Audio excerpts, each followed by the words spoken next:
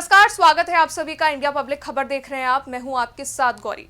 बिहार में जैसे जैसे विधानसभा चुनाव नजदीक आ रहा है, वैसे वैसे राजनीतिक चहलकदमी ने सियासी पारा बढ़ा दिया है।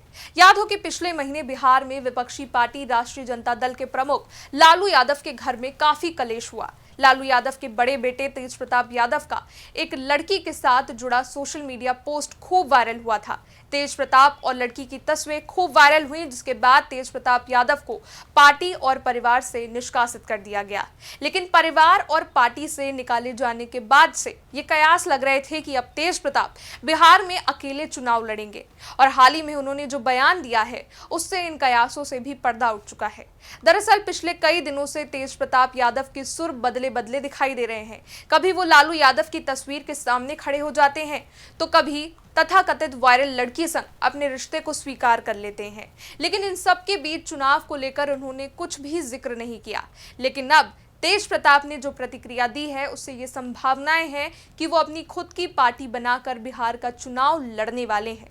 न केवल चुनाव, बल्कि उन्होंने ये भी संकेत दे दिया है कि बिहार में वो अकेले दम पर अपनी राजनीतिक ताकत जुटाने की तैयारी में लग चुके हैं। खुद तेज प्रताप यादव और राबड़ी देवी परिवार की इस फूट को स्वीकार कर चुकी हैं।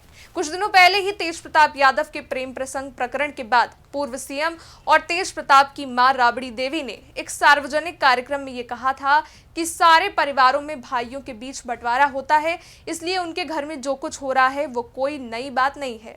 खैर, पार्टी और परिवार से अलग होने के बाद पहली बार तेज प्रताप की गाड़ी से राजद का झंडा गायब दिखा है, जिसके बाद से सियासी गलियारों में ये चर्चा तेज हो गई है कि तेज प्रताप आगे किस रणनीति पर काम करने वाले हैं। दरअसल गुरुवार को पहली बार तेज प्रताप यादव की गाड़ी पर आरजेडी का झंडा नहीं दिखा, और राजद के झंडे की जगह उन्होंने अपना झंडा लगा लिया है। बता दें कि उन्होंने अपनी स्वतंत्र राजनीतिक टीम तेज प्रताप यादव का झंडा अपनी गाड़ी पर लगाया है। इसलिए कहा जा रहा है कि ये सब आने वाले विधानसभा चुनाव को लेकर हो रहा है। यही नहीं, तेज प्रताप पार्टी से निकाले जाने के बाद पहली बार एक जनसभा के जरिए जनता के बीच पहुंचे, जहां उन्होंने हमेशा की तरह कुर्ता पहना और हरी टोपी लगाई। इसके अलावा ध्यान देने वाली बात यहां ये थी कि तेज प्रताप यादव ने अपनी पुरानी विधानसभा सीट महुआ में ये रोड शो किया।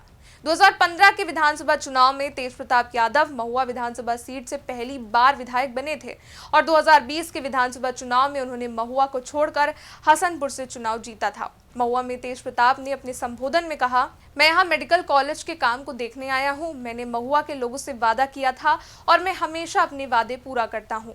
यही नहीं, तेज प्रताप ने मीडिया से बातचीत में बताया कि उनका दौरा विकास कार्यों को दिखाने और लोगों से दोबारा जुड़ने के लिए था।